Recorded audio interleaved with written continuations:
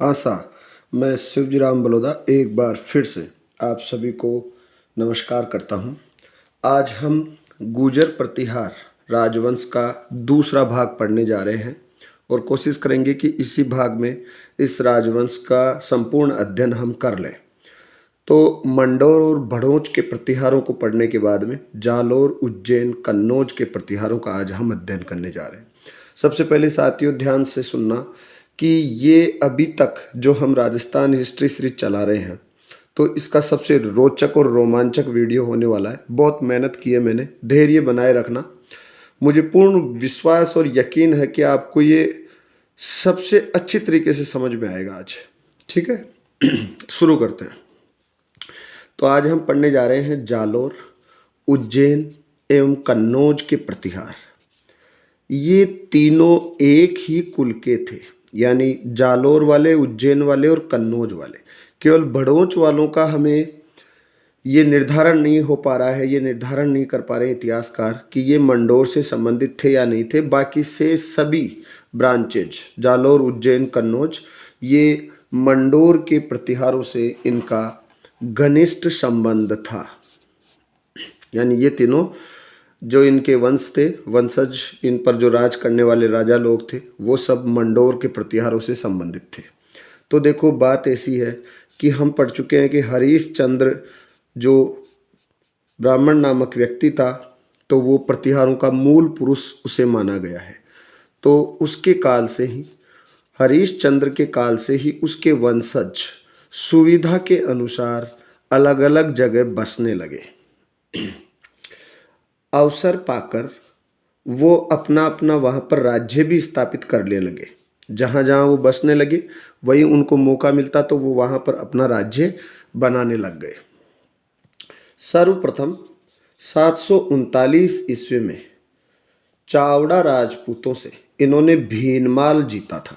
यानी ये हरीश चंद्र के जो शेष वंशज थे, ये वाले जालोर, उज्जैन, कन्नौज वाले, तो इन्होंने सबसे पहले भीनमाल को जीता था चावड़ाओं से। इसके बाद में इन्होंने आबू क्षेत्र को जीता, उसके बाद में जालोर क्षेत्र को, फिर उज्जैन को और फिर कन्नौज को। और ये इनकी राजधानियां भी रही है अलग अलग समय पर। लेकिन एक चीज़ जो महत्वपूर्ण है वो ये है कि इन प्रतिहारों का क्रमबद्ध इतिहास जानना मुश्किल है। क्यों? क्योंकि राजधानियों एवं राजाओं के नाम तो समान मिलते हैं, यानी राजधानियों के नाम भी एक जैसे मिलते हैं और राजाओं के नाम भी एक जैसे मिलते हैं, इसलिए इनका इतिहास जानना बहुत मुश्किल है। क्रमबद्ध इतिहास जानना मुश्किल है। अतः सर्वप्रथम हम उज्जैन के प्रतिहारों से शुरुआत करेंगे। ठीक है, तो सबसे पहले हम पढ़ने जा रहे हैं उज्जैन के प्रतिहार। उज्जैन के प्रतिहार, इनको अभिलेखों में रघुकुल तिलक एवं रघु मुक्तामणि, यानी रघुकुल मुक्तामणि और रघुकुल तिलक कहा गया है। ऐसा इन्हें लक्ष्मण के प्रतिहार माना गया है और उसी संबंधित, क्योंकि भगवान राम को रघुकुल कहा गया है, उस वंश को रघुकुल तिलक, रघुकुल मुक्तामणि, तो इसीलिए ये अपने आप को रघुकुल तिलक और रघुकुल मुक्तामणि कहते थे, क्योंकि ये अपना संबंध किससे मानते थे? लक्ष्मण जी से मानते थे। प्रतिहारों की सत्ता का उदय की बात करें तो शक्ति के रूप में इनका उदय सर्वप्रथम नागभट्ट पस्ट के काल से शुरू होता है। नागभट्ट पस्ट जिसका शासनकाल है 730 से 760 ईस्वी। सबसे पहली बात, इनके दरबार को, यानी नागभट्ट पस्ट के दरबार को नागावलोक का दरबार कहा गया है। और न केवल उज्जैन के प्रतिहारों का, बल्कि उज्जैन, जालोर और कन्नौज तीनों ही प्रतिहार वंशों का इसे संस्थापक माना गया है। किसको? नागभट्ट पस्ट को। मूल पुरुष कौन है? हरीश चंद्र। संस्थापक कौन है? नागभट्ट पस्ट। अब बात करें आगे नागभट्ट पस्ट की उपलब्धियां। नागभट्ट पस्ट ने अरबों को रोका, जिनको अभिलेखों में मलेच्छ कहा गया है, तो इसे मलेच्छों का नाशक भी कहा गया है। और इन्होंने अरबों को रोका। उस समय अरबों का जो सेनापति था वो था खलीफा हासिम। खलीफा हासिम ने भेजा था उस सेनापति को। तो खलीफा हासिम के सेनापति को नागभट्ट पष्ट ने सिंध से भगा दिया और अरबों को नागभट्ट पष्ट ने एक निर्णायक युद्ध में हरा दिया। इस बात के प्रमाण हमें ग्वालियर प्रशस्ति, अल बिलादुरी के कथन और नौसारी दान पत्रों से मिलते हैं। तो देखिए, अल बिलादुरी कौन थे? अल बिलादुरी अरबी लेखक हैं। नौसारी दान पत्र के बारे में हम पहले पढ़ चुके हैं। गुर्जर प्रतिहार राजवंश के पहले भाग में हम इस बारे में पढ़ चुके हैं। अब बात करेंगे आगे की।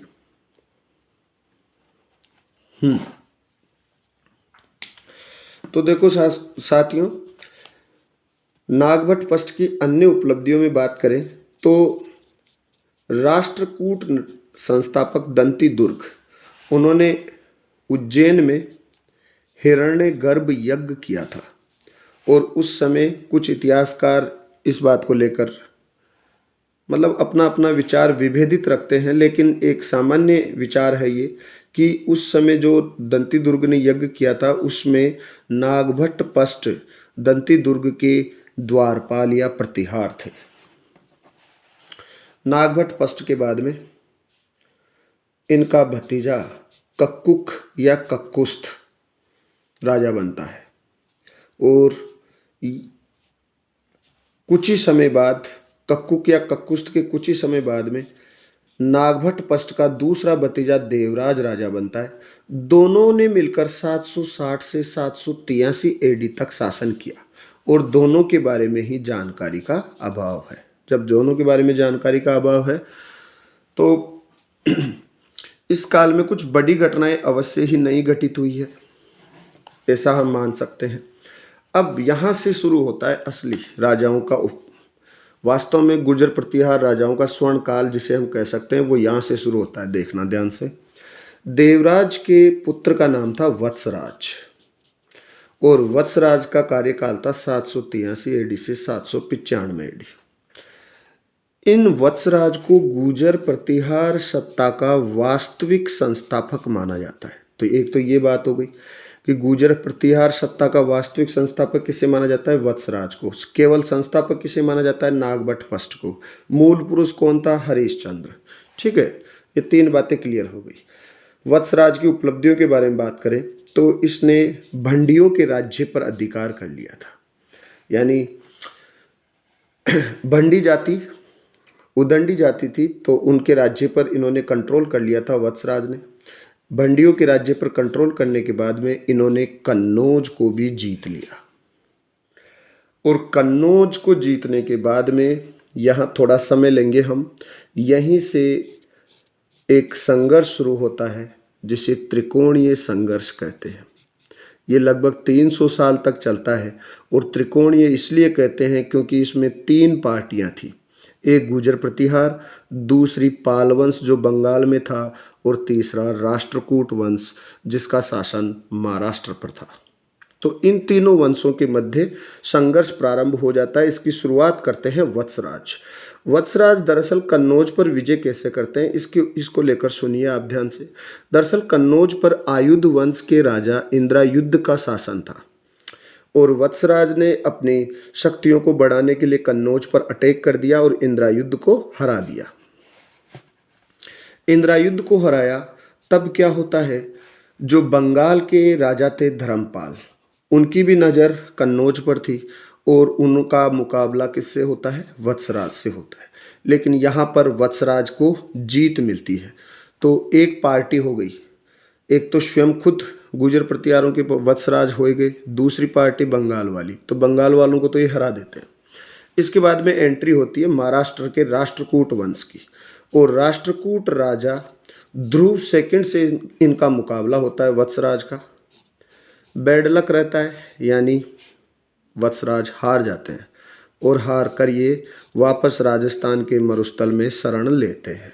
ठीक है, अब देखो ध्रुव सेकंड की दूसरी पार्टी, ध्रुव सेकंड ने एक पार्टी को तो हरा दिया वत्सराज को, अब दूसरी पार्टी धर्मपाल से ध्रुव सेकंड का मुकाबला होता है।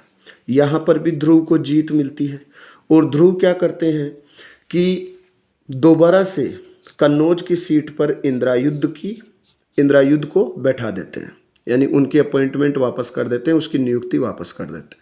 तो इंद्रायुध दोबारा से कन्नौज सीट पर बैठ जाता है। ऐसा करके ये भाई साहब आ जाते हैं वापस अपने घर महाराष्ट्र। इस बात का लाभ उठाता है कौन? धर्मपाल। धर्मपाल ने लाभ उठाया इस बात का और कन्नौज को जीत लिया। और दोबारा से इन्होंने अपने समर्थक राजा, इंद्रायुध का ही भाई था ये चक्रायुध, तो चक्रायुध को बैठा दिया। तो इस प्रकार से कन्नौज पर कभी इंद्रायुध बैठते हैं और कभी चक्रायुध बैठते हैं। अभी हम देख रहे हैं कि चक्रायुध वापस बैठ जाते हैं और धर्मपाल एक तरीके से इसका संरक्षक बन जाता है। यानी इस त्रिकोणीय संघर्ष में अंतिम रूप से हम देख रहे हैं कि पहली बार तो धर्मपाल को जीत हासिल हो रही है, देखो रिजल्ट के रूप में। लेकिन हम बात कर रहे हैं गुर्जर प्रतिहार राजाओं की, तो वत्सराज क्या करते हैं? मरुस्थल में आ जाते हैं वापस, ठीक है। और यहाँ पर आकर ये क्या करते हैं? ज्वालापुर या जाबालीपुर या जालोर, तीनों एक ही नाम है, इस क्षेत्र को जीत लेते हैं और इसे अपनी राजधानी बना लेते हैं। तो कन्नौज तो अब राजधानी नहीं रही, अब राजधानी क्या हो जाती है? जालोर हो जाती है कुछ समय के लिए। और ये कार्य कौन कर रहे हैं? वत्सराज कर रहे हैं। देखते हैं कितने दिन तक मरुस्थल में रहते हैं, क्या वापस कन्नौज पर आ पाएंगे? ये ही बड़ा प्रश्न है। तो रोचकता को बनाए रखते हैं। देखो, वत्सराज के समकालीन कुछ विद्वान थे। ये वत्सराज के दरबार में नहीं रहते थे, लेकिन इसी काल में इनका उदय होता है, यानी इसी काल में इन्होंने सेवाएं दी थी। एक विद्वान है उद्योतन सूरी, इन्होंने कुवलय माला नामक ग्रंथ लिखा था। दूसरे विद्वान हैं जिनसेन, ये जैन धर्म के विद्वान हैं और इन्होंने हरिवंश पुराण नामक ग्रंथ लिखा था। तो कुवलय माला और हरिवंश पुराण के जो लेखक हैं वो वत्सराज के समकालीन हैं, ठीक है। होता क्या है? कन्नौज की मौज जाती रही, यानी अब जो मौज मस्ती कन्नौज में थी वो तो अब इनके हाथ रही नहीं और ये भाई साहब सिधार गए परलोक। तो इस प्रकार से वत्सराज की कहानी खत्म। अब वत्सराज का पुत्र नागभट्ट सेकंड राजा बनता है। उसका कार्यकाल होता है 795 से 833 एडी तक। देखो इस काल में क्या होता है? त्रिकोणीय संघर्ष जारी रहता है, यानी जो तीन पार्टियों के बीच में जो युद्ध हो रहा होता है वो कंटिन्यू रहता है। सबसे पहले नागभट्ट पष्ट को संघर्ष करना पड़ता है महाराष्ट्र के राष्ट्रकूट वंश के राजा गोविंद III के साथ।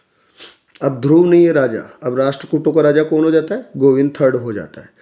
तो इस बार भी प्रतिहारों की हार होती है, नागभट्ट सेकंड की हार हो जाती है। लेकिन हार से इनका मन विचलित नहीं होता है और हार से सीख लेकर इन्होंने अपनी शक्ति को, अपनी ताकत को दोबारा से क्या किया?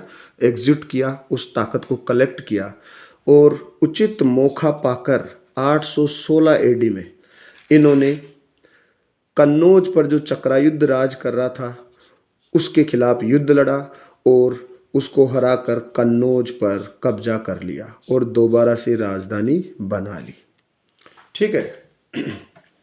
तो यहाँ तक की यात्रा तो हमें समझ में आ गई कि कन्नौज एक बार इनके पिताजी यानी वत्सराज के हाथ से निकल गया, लेकिन नागभट्ट ने इस कन्नौज को नागभट्ट सेकंड ने वापस जीत लिया है। इस बात से क्या हो जाता है? धर्मपाल हो जाता है नाराज। धर्मपाल हो जाता है नाराज और धर्मपाल और नागभट्ट सेकंड का दोनों के बीच में इस मनमुटाव को लेकर मुदनगिरी या मुद्रगिरी या वर्तमान में है मुंगेर, ठीक है। ये बंगाल वाला क्षेत्र है, पश्चिम बंगाल और बांग्लादेश, मुंगेर वाला क्षेत्र वहाँ है ये, ठीक है। तो मुंगेर के स्थान पर, मुंगेर नामक स्थान पर इन दोनों के बीच में युद्ध होता है। लेकिन धर्मपाल क्या हो जाते हैं? हार जाते हैं और इस प्रकार परमानेंट अब चक्रायुध और आयुध वंश का शासन समाप्त। ना तो इंद्रायुध की जरूरत है ना चक्रायुध की जरूरत है, दोनों का शासनकाल हो जाता है समाप्त। अब यहाँ से फिल्म शुरू होती है। देखो इनकी ताकत देखना, अब ये कैसे इनका उदय होता है। सामंतों के सहयोग से, कौन कौन से सामंत? गुवक प्रथम, ये चौहान थे, ठीक है, गोविंदराज गुवक प्रथम जिनको कहते हैं, तो गोविंदराज चौहान या गुवक प्रथम, और खुम्माण ये गुहिल वंश के, महाराणा प्रताप वाला वंश, ठीक है।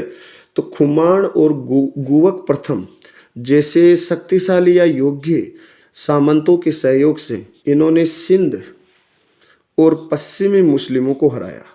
तो सिंध का उस समय गवर्नर था बेग वारिस, तो बेग वारिस को हराया और पश्चिम के मुसलमानों को हरा दिया। किसने? नागभट्ट सेकंड ने, यानी अरबों को हराया, ठीक है। नागभट्ट की ताकत इतनी बढ़ गई कि पड़ोस के राजा भयभीत हो गए, जिनमें आंध्र प्रदेश के राजा, सिंधु के राजा, विदर्भ प्रदेश के राजा, कलिंग के राजा। विदर्भ महाराष्ट्र गुजरात का क्षेत्र है।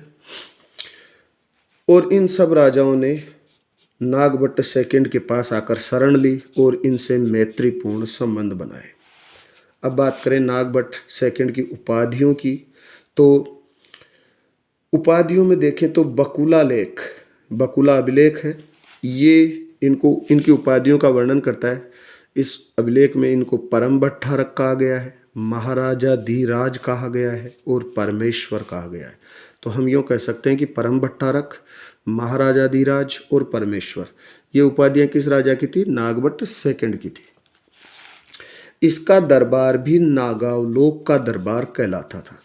यानी शॉर्ट में ऐसे याद रख लें कि नागभट्ट फर्स्ट का दरबार और नागभट्ट सेकंड का दरबार, यानी दोनों ही नागभट्टों का दरबार क्या कहलाता है? नागावलोक का दरबार कहलाता है। इतिहास में एक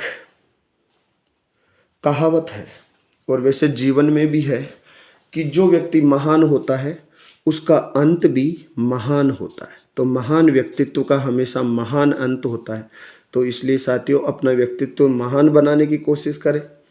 और देखो, इन्होंने गंगा मैया में जीवित ही जल समाधि ली और अपने जीवन का अंत किया। तो हम सब इनको प्रणाम करते हैं।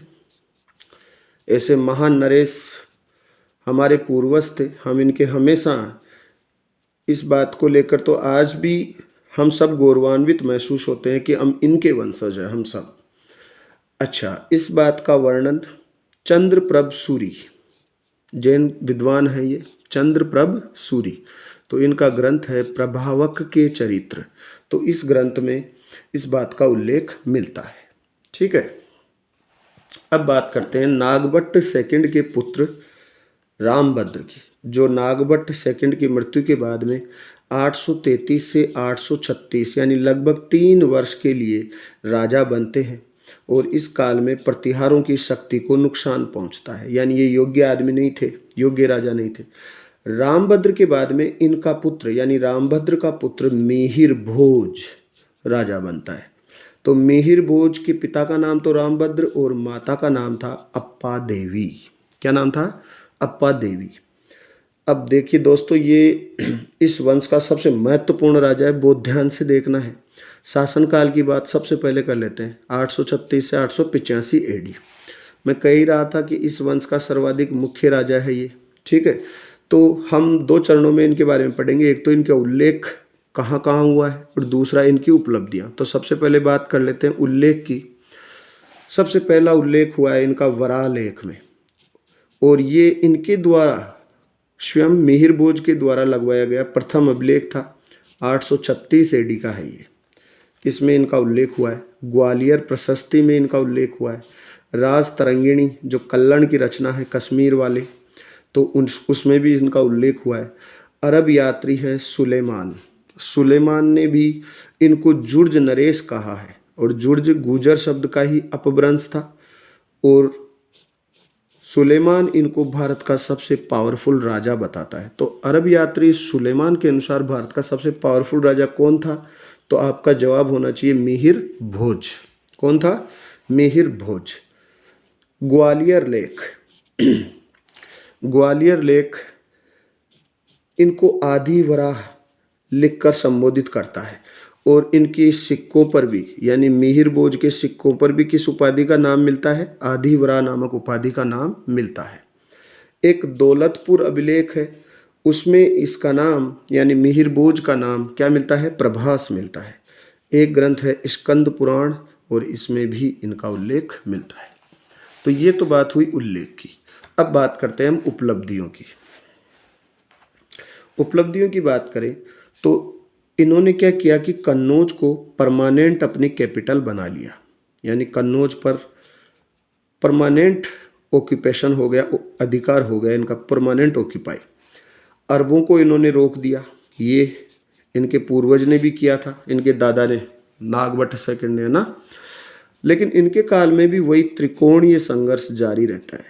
तो ये वत्सराज के कार्यकाल से शुरू होता है और लगभग 300 साल तक जारी रहता है कन्नौज को लेकर लड़ाई। और भारत के इतिहास में त्रिकोणीय संघर्ष को बहुत ध्यान से पढ़ाया जाता है। ठीक है, हम भी इस यात्रा को आगे बढ़ाते हैं। देखो, रोचकता बराबर बनी रहेगी। वीडियो भले थोड़ा सा लंबा हो जाए, लेकिन आप थोड़ा ध्यान रखना, क्योंकि अगर हम इसके 2, 3, 4 ऐसे पार्ट करेंगे तो वो भी बोरिंग वाली बात हो जाएगी। तो हम चाहेंगे कि हम इसे 2 ही पार्ट में समाप्त कर दें। एक पार्ट हमने इसका पहले बना लिया है और ये दूसरा भाग है, दूसरा पार्ट है। तो हम इसी पार्ट में कोशिश करेंगे कि गुर्जर प्रतिहारों के राजवंश के बारे में जितनी भी जानकारियां हैं हम यहीं पढ़ लें। ठीक है, तो त्रिकोण संघर्ष की बात कर रहे हैं। देखो, सबसे पहले मुकाबला हम राष्ट्रकूटों से करवा देते हैं। गुर्जर प्रतिहार राजा कौन है इस समय? इस समय है मिहिर भोज प्रथम। तो राष्ट्रकूट राजा अमोघ वर्ष और कृष्ण सेकंड से इनका मुकाबला होता है। ठीक है, स्टार्टिंग में मिहिर भोज सफल होते हैं, लेकिन इन्हीं राष्ट्रकूटों का एक सामंत रहता है ध्रुव सेकंड, और वो गुजरात पर राज कर रहा होता है। तो उससे मिहिर भोज हार जाते हैं। दोबारा से संघर्ष होता है और इस संघर्ष में कभी गुर्जर प्रतिहार जीतते हैं और कभी राष्ट्रकूट जीतते हैं। यानी हम ये नहीं कह सकते कि मिहिर भोज उस समय हार गए थे, और हम ये भी नहीं कह सकते कि राष्ट्रकूट हार गए थे। यानी कभी एक ये वाला सफल होता, कभी वो वाला, लेकिन कन्नौज हाथ से नहीं गया। ठीक है, तो इसका मतलब सफलता तो हम तो मिहिर भोज की मानेंगे। पाल वंश के नरेश उस समय देवपाल हो जाते हैं, जो धर्मपाल के पुत्र थे। तो अब पाल वंश के राजा कौन है? देवपाल। इनसे भी मिहिर भोज का टकराव होता है, और इसमें भी क्या होता है, कभी एक साइड जीतती है और कभी दूसरी साइड जीतती है। तो यूँ कह सकते हैं कि त्रिकोणीय संघर्ष अनवरत है, यानी लगातार है, लेकिन इसका रिजल्ट कुछ भी नहीं है। यानी कन्नौज तो प्रतिहारों के हाथ में ही है।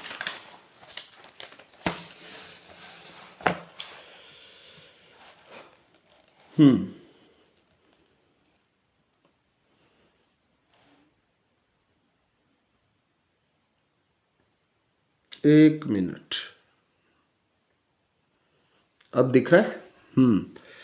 देखो, एक मिहिर भोज की हम यूँ कह सकते हैं कि ये एक कांटा है इनके लिए, कि ये कलचुरी राजा से हार गए थे, जो इतने पावरफुल भी नहीं थे कलचुरी नरेश, फिर भी ये हार गए। लेकिन ख़त्म हुआ जीत का इंतजार, अब बारी हमारी, है ना। अब ये भी नहीं चलेगा कि कभी हम हारे कभी तुम हारे, नहीं, अब हम ही जीतेंगे।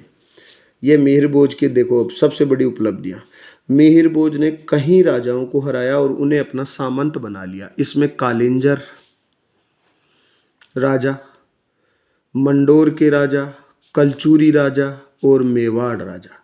कलचुरी से हार गए थे एक बार, लेकिन फिर इसी कलचुरी राजाओं को इन्होंने क्या बना लिया है? अपना सामंत बना लिया। देखो, इन्होंने कालिंजर राजा जय शक्ति चंदेल को हराकर अपना सामंत बना लिया। मंडोर के बाउक प्रतिहार और कक्कुक प्रतिहार को हराकर अपना सामंत बना लिया। कलचुरी राजा गुणाम बोधि देव, तो गुणाम बोधि देव को हराकर भी अपना सामंत बना लिया। और मेवाड़ के गुहिल वंशीय राजा हर्षराज गुहिल को भी हराकर मिहिर भोज ने अपना सामंत बना लिया। तो अब इनकी प्रसिद्धि बढ़ गई, चारों ओर इनकी यश कीर्ति हो गई, और अब गुर्जर प्रतिहार वंश की रेपुटेशन बहुत अधिक बढ़ गई थी। तो ये विवरण है, दिख रहा है आपको, कि भूल जाओ अगस्त्य ऋषि के विंध्य पर्वत को कंट्रोल करने की बात को। यानी हम ये जानते हैं कि अगस्त्य ऋषि ने विंध्यांचल पर्वत को अपने नियंत्रण में कर लिया था। तो केवल उन्होंने तो विंध्यांचल को ही नियंत्रित किया था, लेकिन अगर बात करें मिहिर भोज की, तो मिहिर भोज की चमक तो अगस्त्य ऋषि से भी अधिक थी। क्योंकि इसने इतने सारे राजाओं को क्या किया था, कंट्रोल किया था और उन्हें अपना सामंत बना लिया था। अरब यात्री सुलेमान क्या लिखते हैं, अरब लेखक सुलेमान लिखते हैं कि मिहिर भोज का राज्य डकैती से मुक्त था, यानी इनके राज्य में कोई डकैती नहीं हुआ करती थी। और सुलेमान ही तो इन्हें सबसे पावरफुल राजा बताता है भारत का। बात करें इनका भी जीवन, कैसे ये अपने जीवन का एंड करते हैं। तो हिंदू धर्म का बच्चों अंतिम लक्ष्य होता है तीर्थ यात्रा, कि अगर हम हिंदू धर्म को मानते हैं, सनातन धर्म को मानते हैं, और यदि तीर्थ यात्रा कर लेते हैं, चार धाम यात्रा कर लेते हैं, तो ये माना जाता है कि भाई हमने हिंदू धर्म के अंतिम लक्ष्य की प्राप्ति कर ली है। और इन्होंने भी तीर्थ यात्रा करने की सोची, और तीर्थ यात्रा करने से पहले ही इन्होंने सिंहासन त्याग दिया। ऐसा विवरण किस में लिखा हुआ है, स्कंद पुराण नामक ग्रंथ में लिखा हुआ है।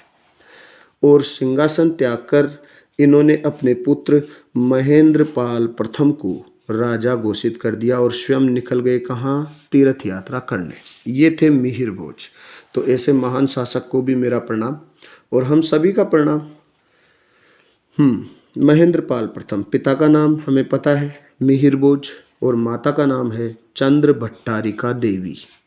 महेंद्रपाल का भी बहुत बड़ा योगदान है भारतीय राजनीति में, भारतीय प्राचीन इतिहास में। ठीक है, इनका शासनकाल 885 से 910 AD। महेंद्रपाल प्रथम के बारे में जो भी जानकारी है उन्हें हम निम्नलिखित पॉइंटों में पढ़ेंगे। सबसे पहले पढ़ेंगे हम इनका उल्लेख और इनकी उपाधियों के बारे में, उसके बाद में इनकी उपलब्धियों के बारे में पढ़ेंगे और फिर इनकी विद्वता के बारे में पढ़ेंगे। तो सबसे पहले बात कर लेते हैं कि महेंद्रपाल प्रथम का उल्लेख कौन कौन से ग्रंथ और कौन कौन से व्यक्ति कौन कौन से अभिलेख करते हैं। तो राजशेखर जो इनके गुरु भी थे महेंद्रपाल के, तो उनके ग्रंथों में इनका उल्लेख मिलता है। रामगया, गुनेरिया, इंटरखोरी, राजशाही, ये बांग्लादेश में है। तो इन अभिलेखों में भी महेंद्रपाल प्रथम का उल्लेख मिलता है। ऊना मध्य प्रदेश, गुना मध्य प्रदेश, तो ऊना के दो अभिलेख है, वहाँ से भी महेंद्रपाल प्रथम का विवरण प्राप्त होता है। और वही कश्मीर के कल्लण की राज तरंगिणी में भी महेंद्रपाल प्रथम का उल्लेख आता है। बात करें इनकी उपाधियों की, तो इन्हें रघुकुल चूड़ामणि, निर्भय राज और निर्भय नरेंद्र कहा गया है। और ऐसा राजशेखर अपने ग्रंथों में इनके लिए लिखते हैं, जो इनके गुरु भी थे और इनके दरबारी भी थे, राज कवि भी थे इनके। तो क्या लिखते हैं वो इनके लिए, रघुकुल चूड़ामणि, निर्भय राज और निर्भय नरेंद्र। तो ये उपाधियाँ किसकी है, महेंद्रपाल प्रथम की है। इसके बाद में अन्य उपाधियों की बात करें तो महेंद्रपाल प्रथम को परम भट्टारक, परम भागवत, महाराजाधिराज और परमेश्वर की उपाधियाँ भी प्राप्त थी। यानी ये उपाधियाँ कौन कौन सी उपाधियाँ, पहले तो ये उपाधियों के बारे में देख लेते हैं। परम भट्टारक, परम भागवत, महाराजाधिराज और परमेश्वर।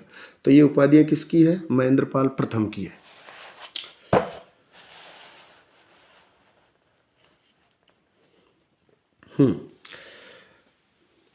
अब दूसरा पॉइंट महेंद्रपाल प्रथम के बारे में, इनकी उपलब्धियों के बारे में बात कर लेते हैं।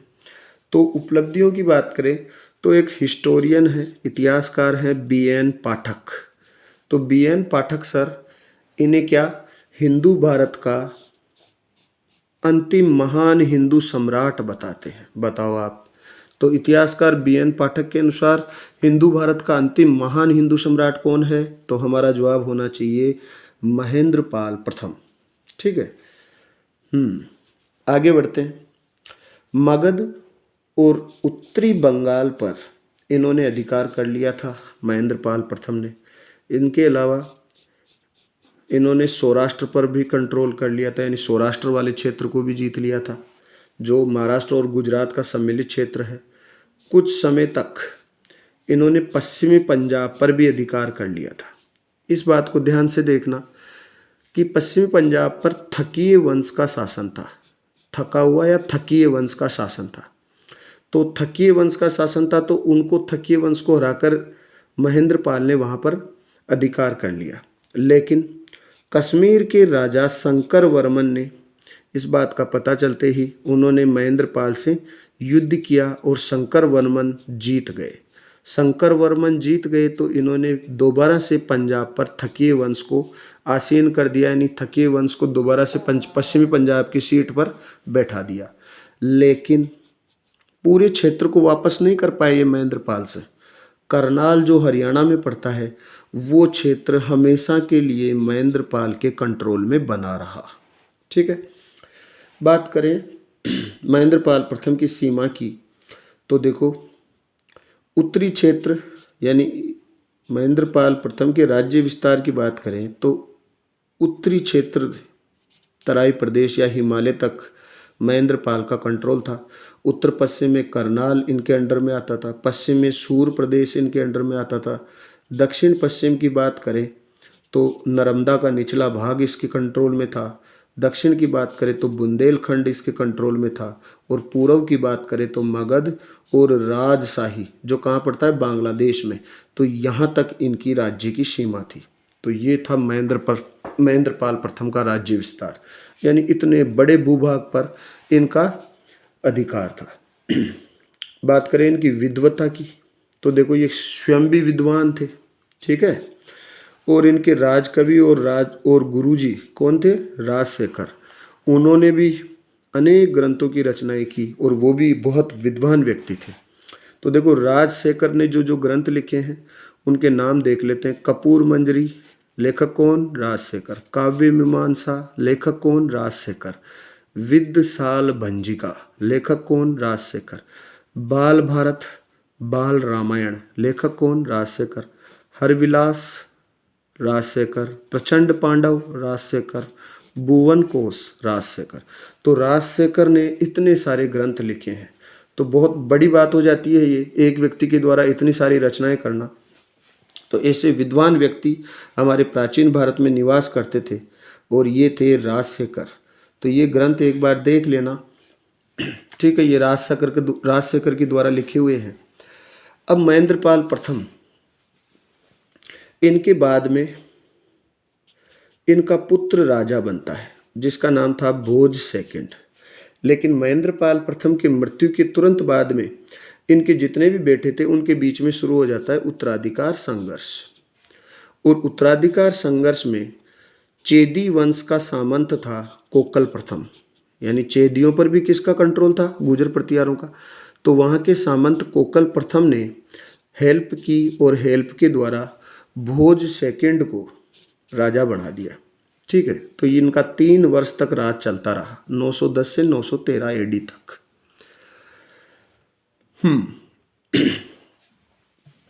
लेकिन वही महेंद्रपाल के दूसरे पुत्र थे महिपाल फर्स्ट।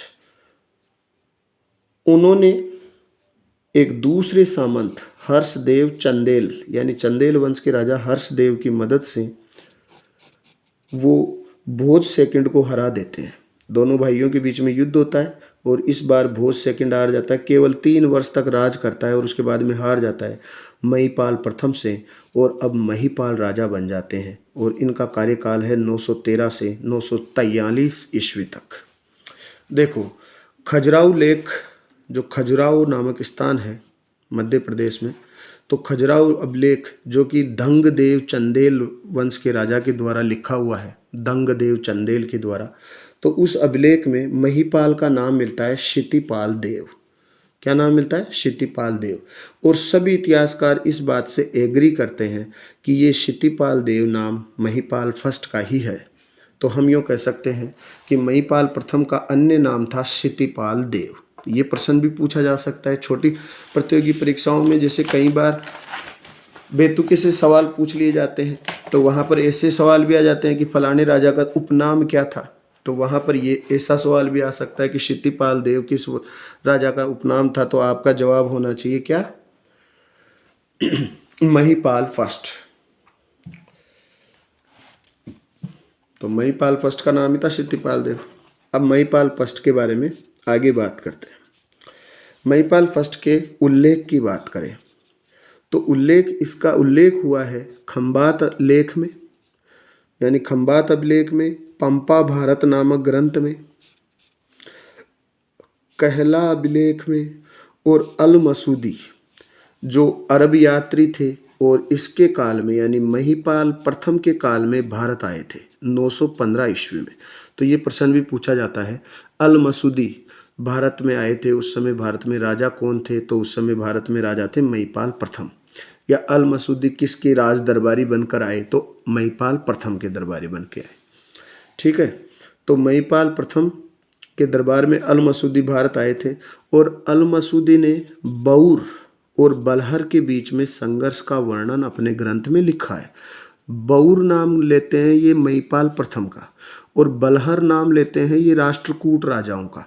यानी अल मसूदी भी इस बात के साक्षी हैं कि गुर्जर प्रतिहारों और राष्ट्रकूटों के बीच में संघर्ष होता रहता था। यानी त्रिकोणीय संघर्ष को ये वेरीफाई कर देते हैं। तो महिपाल को तो लिखते हैं ये बौर और राष्ट्रकूटों को क्या लिखते हैं? बलहर। महिपाल प्रथम का उल्लेख राजशेखर भी करता है और राजशेखर न केवल इनके पिताजी महेंद्रपाल के राजगुरु थे बल्कि महिपाल के भी राजकवि थे। ठीक है, और राजशेखर इनके लिए जो उपाधियों का प्रयोग करते हैं उन उपाधियों के नाम है रघुकुल मुकुटमणि। यानी राजशेखर रघुकुल मुकुटमणि किसको कहते हैं? महिपाल फर्स्ट को। और इसके अलावा आर्यावर्त का महाराजाधिराज भी कहते हैं। तो आर्यावर्त का महाराजाधिराज की उपाधि किसकी थी? महिपाल फर्स्ट की थी। किसने दी? तो राजशेखर ने दी। रघुकुल मुकुटमणि किसकी उपाधि थी? तो महिपाल फर्स्ट की। किसने दी? तो राजशेखर ने दी। अब बात करते हैं महिपाल फर्स्ट की उपलब्धियों के बारे में। तो उपलब्धियों के बारे में बात करते हैं तो देखो, महिपाल फर्स्ट का भी राष्ट्रकूट राजा इंद्र थर्ड से मुकाबला होता है। वही त्रिकोणीय संघर्ष वाले राष्ट्रकूट और उज्जैन और महोदयनगर यानी कन्नौज। तो वहाँ पर इंद्र थर्ड का कंट्रोल हो जाता है। ठीक है, यानी उज्जैन को ये जीत लेते हैं और कन्नौज को भी जीत लेते हैं। कन्नौज का पुराना नाम था महोदयनगर। तो राष्ट्रकूट इस बार भी जीत जाते हैं, विजित हो जाते हैं, लेकिन वही हमेशा की तरह कहाँ लौट जाते हैं? बैक टू महाराष्ट्र, वापस महाराष्ट्र चले जाते हैं। महिपाल इस बार ऐसे नहीं वत्सराज की जैसे कि हार कर भाग जाए, मरुस्थल में शरण ले ले, ऐसा कुछ नहीं किया। और महिपाल ने क्या किया? इस बात का फायदा उठाया और दोबारा से कन्नौज को जीत लिया। ठीक है, और अब हारना वारना कुछ नहीं, अब मेरी बारी। एक हार बहुत हो चुकी है राष्ट्रकूटों से, इंद्र थर्ड से एक हार हो गई महिपाल की, लेकिन अब मेरी बारी। तो देखो, रमठ, कुलूथ, मुरल, मेवले, केरल, कुंतल, उड़ीसा, यानी लगभग जो समुद्रवर्ती इलाका है पूरे भारत का, चाहे बात करें अरब सागर की तरफ या बंगाल की खाड़ी वाले महासागर की, हिंद महासागर की, पूरे छोटे छोटे राज्य किसने जीत लिए? महिपाल फर्स्ट ने जीत लिए। ठीक है। उत्तर भारत में वही अपने पूर्वजों की परंपरा को इन्होंने भी निभाया, उस धर्म को इन्होंने भी निभाया और इन्होंने मुसलमानों को भारत में अधिकार करने से रोका। ठीक है। अब एक और बात इनकी उपलब्धियों में कि इनका सामंत था भट्ट गुहिल। गुहिल वंश के राजा इन्हीं के सामंत थे प्रारंभ में, गुर्जर प्रतिहारों के। तो अपने सामंत भट्ट गुहिल को ये भेजते हैं कहाँ पर? महाराष्ट्र में। भाई मैं एक बार हार गया था उनसे, इंद्र थर्ड से, तो इंद्र थर्ड के उत्तराधिकारी गोविंद फोर्थ के खिलाफ ये भेजते हैं। और इस बार होता उल्टा है, गोविंद फोर्थ के खिलाफ ये भेजते हैं महिपाल, और महिपाल गोविंद फोर्थ को भी हरा देते हैं। तो ये काम करता है कौन? सामंत भट्ट गुहिल। इसके अलावा देखो एक और उपलब्धि है इनकी, कलचुरी सामंत भामन को ये भेजते हैं, ये दूसरे सामंत भट्ट गुहिल के अलावा। और धारा नगरी उस पर भी इनका कंट्रोल हो जाता है, यानी उसको भी जीत लेते हैं। तो महिपाल प्रथम कोई ऐसे कमजोर राजा मत समझ लेना आप गुर्जर प्रतिहार वंश के। भाई अपन इतने राजाओं के बारे में पढ़ चुके हैं, मिहिर भोज, नागभट्ट सेकंड वगैरह, महेंद्रपाल वगैरह, ये भी हल्के में मत ले लेना आप इनको, है ना, इतना ध्यान रखना भाई। हम यूँ कह सकते हैं कि इन्होंने अपने महान पूर्वजों की जो पैरामीटर सेट कर रखे थे उन लोगों ने, तो उन पैरामीटर्स को इन्होंने भी पूरा किया है। हाँ, इनके बाद में इनका पुत्र महेंद्रपाल सेकंड राजा बनता है 945 से 948 एडी तक। कोई विशेष विवरण हमें यहाँ महेंद्रपाल सेकंड के बारे में नहीं मिलते हैं। इसके बाद में देवपाल बनता है, वही 948 से 49 एडी तक, यानी 1 वर्ष के लिए। देवपाल क्या होता है कि चंदेल वंश के राजा यशोवर्मन से युद्ध लड़ता है और हार जाता है। देवपाल हार जाता है और यशोवर्मन ने प्रतिहारों से अनेक क्षेत्र छीन लिए अब, और यशोवर्मन कई क्षेत्रों पर अधिकार कर लेता है, यानी गुर्जर प्रतिहार राज्य छोटा हो जाता है सिकुड़कर। तो महेंद्रपाल सेकंड, देवपाल, और देवपाल के बाद में आते हैं विनायक पाल, और विनायक पाल का कार्यकाल रहता है 953-54 एडी तक, वही 1 वर्ष के लिए। ठीक है। विनायक पाल के बाद में आते हैं महिपाल सेकंड, और उनका कार्यकाल रहता है 955 से 960 एडी तक। लेकिन ये बहुत छोटे छोटे राजा होते हैं, मतलब छोटे छोटे का तात्पर्य ये कि कोई विशेष पराक्रम नहीं दिखाते हैं ये, और अपने पूर्वजों की परंपरा को नहीं निभाते हैं, और जो विशाल राज्य उन्होंने सेट किया था वो धीरे धीरे इनके हाथ से चला जाता है, क्योंकि ये उत्तराधिकारी कहते बड़े कमज़ोर थे। देखो, उसके बाद में विजयपाल आते हैं 960 से 990 एडी तक। 30 वर्ष में भी इनकी कोई विशेष उपलब्धि इतिहासकार नहीं बता पाते हैं, बताओ आप। फिर आते हैं राज्यपाल। तो गुर्जर प्रतिहार वंश के राजा थे राज्यपाल, उनका राज था कन्नौज पर। इनके समय की घटना एक महत्वपूर्ण है, वो ये है कि राज्यपाल के समय में मोहम्मद गजनवी कन्नौज पर अटैक कर देता है, और ये राज्यपाल क्या करते हैं, गजनवी के डर से बिना लड़े ही भाग गया, कन्नौज छोड़कर भाग गया, और गजनवी का कन्नौज पर हो गया अधिकार। ठीक है। इसकी प्रतिक्रिया स्वरूप जितने भी राजा थे पड़ोस के, वो इसको इंसल्ट समझते हैं, और ये विद्याधर नामक एक चंदेल वंश के राजा थे, तो उनके नेतृत्व में एक यूनियन बनाते हैं सभी राजा लोग, और ये सभी राजा लोग मिलकर राज्यपाल को पकड़ते हैं और पकड़कर उसका मर्डर कर देते हैं। और उसके बाद में राज्यपाल के पुत्र त्रिलोचन पाल को ये कन्नौज का राजा बना देते हैं। ठीक है। विद्याधर के नेतृत्व में मिलकर ये त्रिलोचन पाल को राजा बना देते हैं। त्रिलोचन पाल के बाप को तो मार देते हैं और त्रिलोचन पाल को बैठा देते हैं। 1019 से 27 एडी तक त्रिलोचन पाल का कार्यकाल रहता है। होता क्या है कि गजनवी इस बारे में सुनकर दोबारा से कन्नौज पर अटैक कर देता है, यानी गजनवी का री अटैक होता है, और इस बार भी त्रिलोचन पाल हार जाता है, और अब त्रिलोचन पाल राजधानी कन्नौज को बदलकर एक नई जगह राजधानी बनाता है जिसका नाम था बारी, और ये सरयू और रामगंगा नदी के संगम पर स्थित है ये जगह, बारी नामक जगह। तो इसको राजधानी बना लेता है। कहने का मतलब ये है कि गुर्जर प्रतिहारों की सत्ता सिकुड़कर बहुत छोटे भूभाग पर हो गई। अब कन्नौज, उज्जैन वगैरह इनके हाथ से निकल गए। धीरे धीरे उत्तराधिकारियों को बारे में धीरे धीरे अनेक उत्तराधिकारी आए, कोई 6 महीने आता है, कोई 2 दिन और कोई 1 साल, मतलब कोई विशेष योग्यता उनमें थी नहीं, उत्तराधिकारी योग्य नहीं थे। और अंतिम राजा था यशपाल। तो गुर्जर प्रतिहार वंश का अंतिम राजा कौन, तो हमारा जवाब होना चाहिए यशपाल। अब देखो 1093 एडी में इस यशपाल को हरा देता है चंद्रदेव गढ़वाल, और अब कन्नौज पर किसका अधिकार हो जाता है, गढ़वालों का अधिकार हो जाता है।